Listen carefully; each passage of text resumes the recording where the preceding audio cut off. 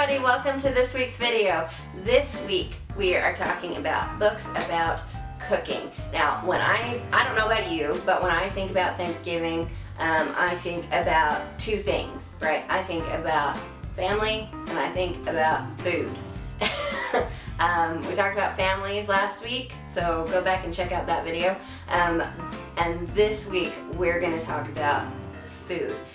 So real quick before we get started, go ahead and like it, because you know you're going to love this video because it's going to be awesome.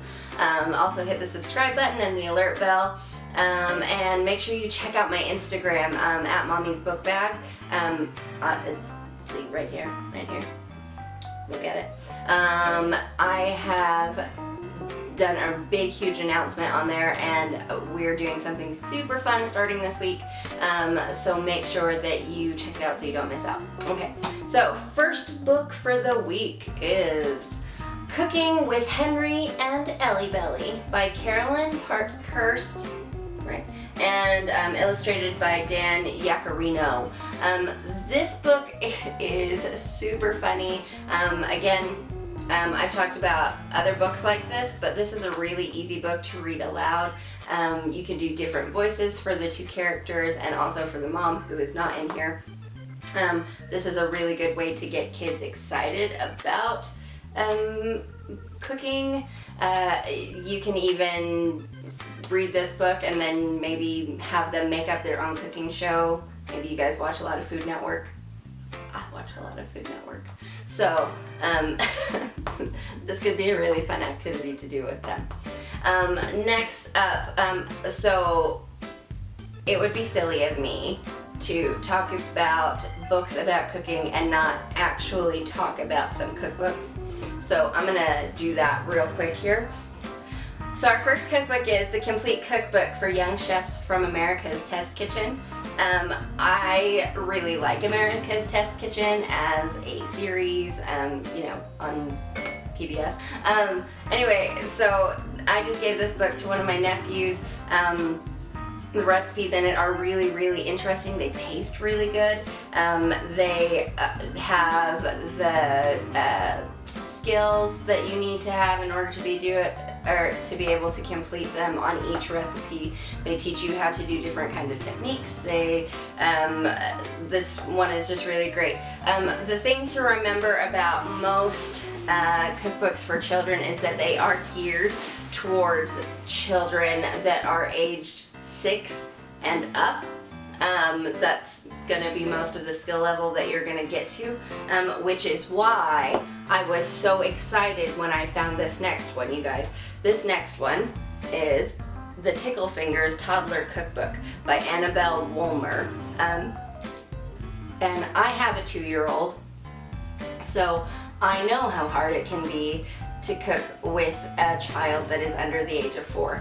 And this is just a really, really good resource. Cooking with your children is really, really valuable education time. Not only are you spending time with each other and interacting directly with them, but you also can teach them sensory skills, you can teach them fine motor skills, you can teach them counting, you can, like, there's a million different skills that they can gain simply by cooking with you. The nice thing about the Tickle Fingers cookbook is that it is geared specifically towards cooking with children between the ages of 1 and 4. It again has different difficulty levels, all the way from easy peasy, where you basically just need a bowl, up to a confident chef, where you get more involved in the prep work and all of that stuff. One of the things that I love about this book is that it has an allergy guide in the back. So if you or your children deal with a lot of allergens like eggs or nuts or anything like that, or gluten even, you can just flip to the back of the book, and it has the allergy chart, and they're color coded, so like you can find the red ones, and those are the ones that you should just avoid from that allergen, or the yellow where you get a substitution, or green, which are safe for your allergen. They also have places here actually in the recipes where it talks about what you can use to substitute for different kinds of allergens and what kind of prep you as the parent need to do before you bring the children in. That way the kids don't get bored.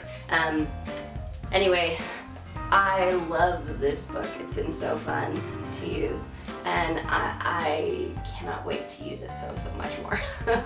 Okay, so now we're on to more storybooks because that is what I love. So our first one that we're going to talk about is A Fine Dessert by Emily Jenkins and Sophie Blackhall. This book follows 4 different families and the way that they all make the same dessert, which they make what's called a blackberry fool, which is basically blackberries and sugar and vanilla and whipped cream, and it's really good. This one also has a recipe for blackberry fool in the back. It is important to note that there are a couple of subjects in this book that are not like a deep dive into the subject, but they do touch on them, so your kid might ask about them, and they're things like slavery and things like why women are the only ones that are cooking until the very last family that is in the present day, that kind of thing.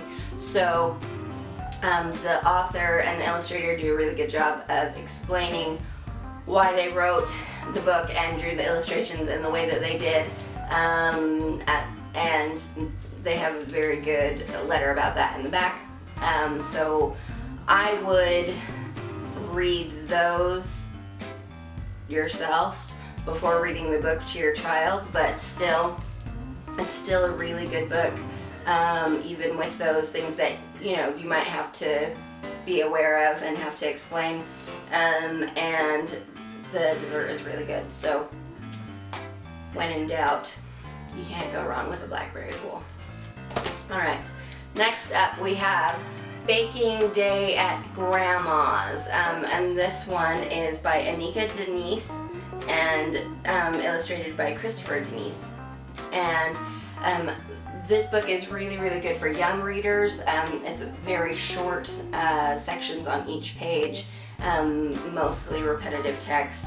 The book follows 3 cubs as they go and visit their grandma for baking day, and they learn how to make grandma's famous chocolate cake. And the recipe for the famous chocolate cake is in the back, and yes, it's pretty good. Like, I love baking and I love food, and that cake's pretty good, so check it out. Alright, last but not least, we've got Nonna, Tell Me a Story by Lidia Bastianich, and illustrated by Laura Logan. Again, I'm a big fan of cooking shows, so if you are also a big fan of cooking shows, you might know who Lidia Bastianich is. She is a very famous celebrity chef. She's had a lot of cooking shows over the years. Anyway, this is a story, it's a Christmas story about Lidia and her grandkids, and they're all getting ready for Christmas and decorating the tree and making lots of treats, and she tells them about what it was like for her when she was growing up in Christmas, and they decide that they want to learn how to make the special edible garlands and the cookies that you put on the tree and all of those different things. This one just does a really good job of showing that food and cooking and eating really can bring a family together and help them to connect with one another, because that's what it always has been for me, is the kitchen and the place where you eat are the centers of the home. So the nice thing about this one, this book also, is it has 16 recipes in the back of different Italian Christmas cookies and treats. and they range from the things I've never tried before to the things that I already know and love. So this one brings us very, very nicely into the Christmas season, which we're going to start talking about next week. Next week we're going to talk all about Christmas classics. In the meantime, go ahead and share this video with some friends. You never know when somebody's going to be looking for a good cookie or cake recipe, and they can find it in these books. And also, comment below and tell me what is your favorite holiday treat. I want to know, and I want to try it. So, I will see you next week again, talking about Christmas classics, and I'll see you then. Bye.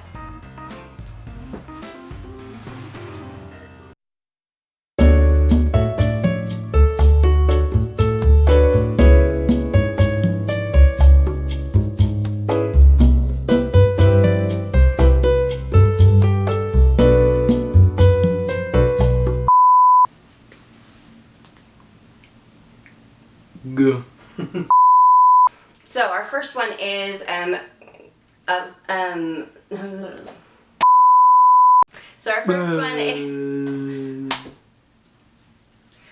So our first cookbook is stop.